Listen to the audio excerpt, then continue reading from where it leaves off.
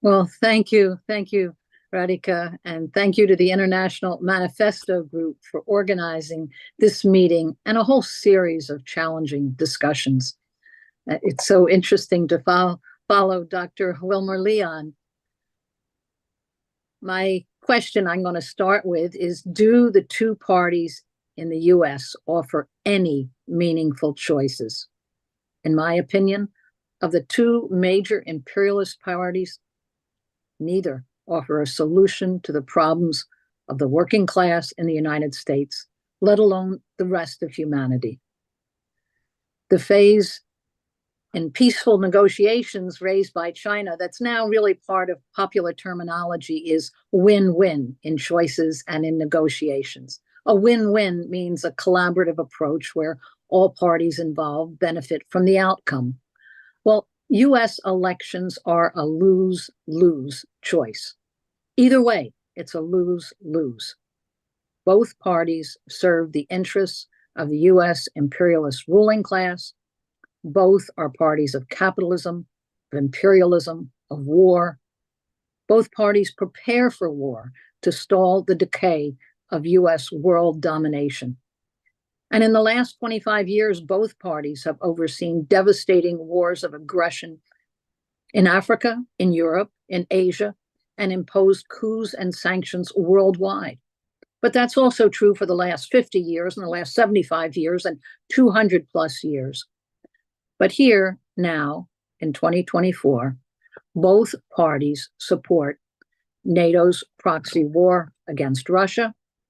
Both parties back surrounding China with US air and sea power.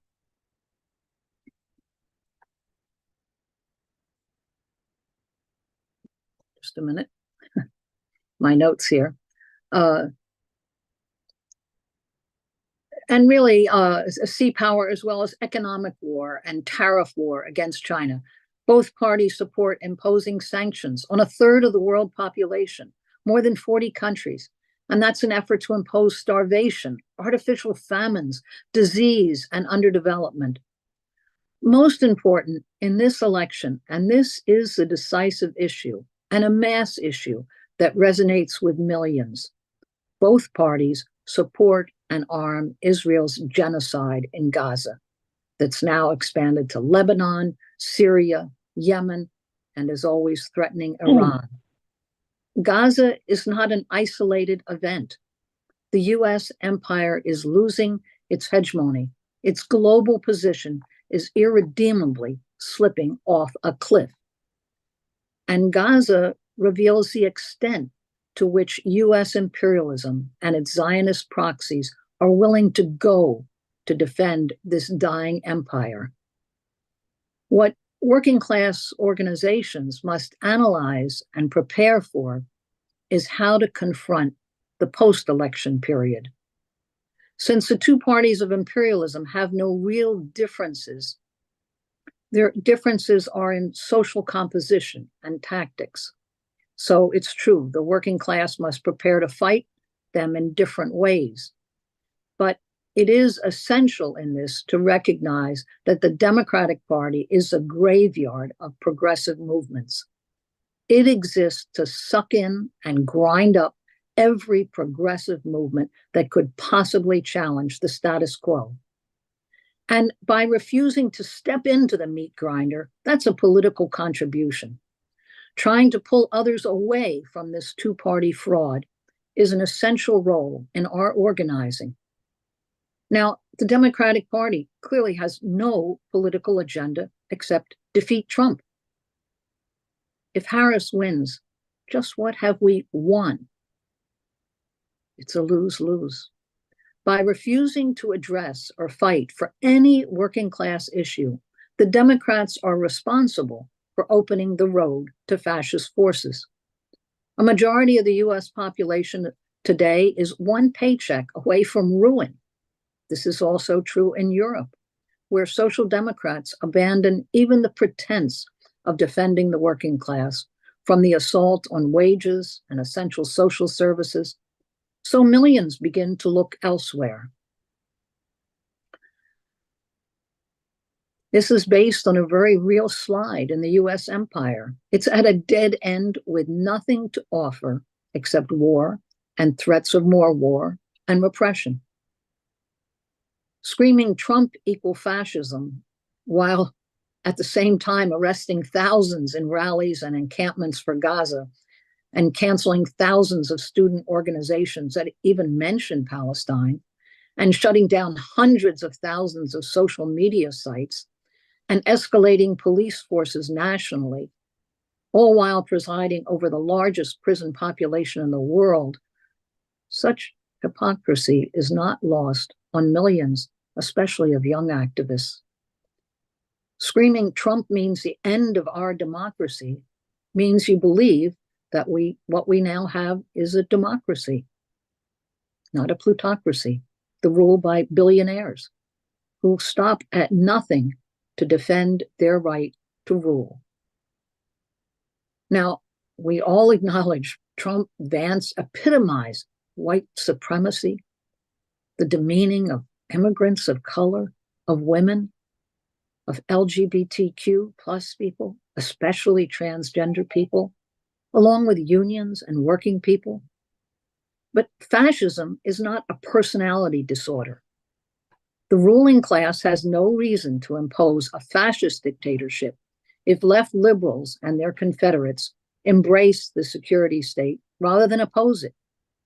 Extreme forms of repression are used by a system in crisis. Now, the slide of US politics into complete toxicity is not also based on personalities, and it did not start with Trump. The US empire allows only one political party loyal to capitalist rule and global imperialist domination, but it has two wings. And the Harris campaign, in demanding that millions of people, quote, choose the lesser evil, while openly arming the genocide in Gaza, this was not an oversight. There was no room for any Palestinian voice, even at the Democratic National Convention, which is always a grab bag of broken promises. Harris openly arms genocide and publicly brags about it at every campaign stop. How can we tell the difference between red and blue when Harris campaigns with Republican politician Liz Cheney and is endorsed by her father, the war criminal, Republican Vice President Dick Cheney, driving force behind the US invasion and occupation of Iraq, or when she campaigns and applauds John Bolton, architect of illegal US interventions around Latin America? It's significant that the 2024, the Democrats made no promises this time of higher minimum wage, of support for union organizing, of forgiving college loans, of better health care. They're devoid of even false promises, because US imperialism is spiraling downward. Almost the only issue Democrats campaigned on is reproductive rights. After the Democrats sat on the issue for 16 years and took no steps on the federal level to block or later to reverse the Supreme Court ruling.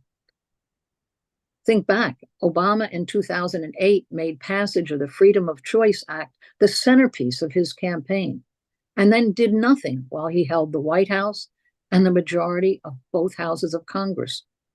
And then it was the same for Biden. He had the White House, a majority of both houses of Congress in 2020, and did nothing.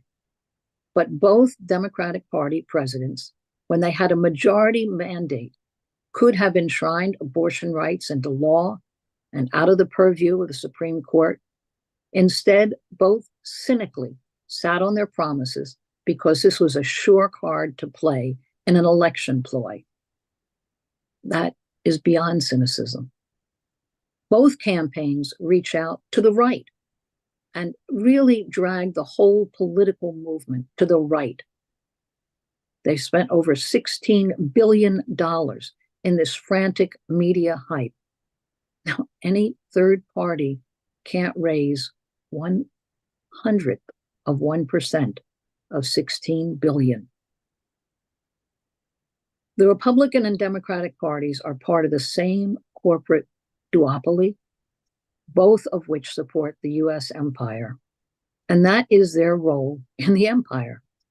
So, in my opinion, we need to confront and denounce these war criminals and this criminal racist situation. We need to really think how to prepare for what comes after 2024, November 5th. That's the date that is approaching us, and the date we have to really look at. We need to link the billions spent for endless war around the world concretely to the needs of millions of working people here in the US. 3% of US military spending could end world hunger, and that's just the beginning. But I want to end with the analogy that was made to World War I. Is this election World War I? Well, let's remember that World War I ended in a revolutionary upheaval where the masses took the stage, the millions, the workers and peasants who were completely ignored, their interests never addressed. So to refuse to go along with imperialist war was the Bolsheviks. Now, they were so much smaller, almost irrelevant at the beginning of the war, but they were more prepared. And I think on this panel also, and when you look at the movement today that is determinately anti-imperialist, they're more prepared for what comes ahead. It's not easy to say or do this, but it is the only way forward. As Amilcar Cabral reminded us, tell no lies and claim no easy victories.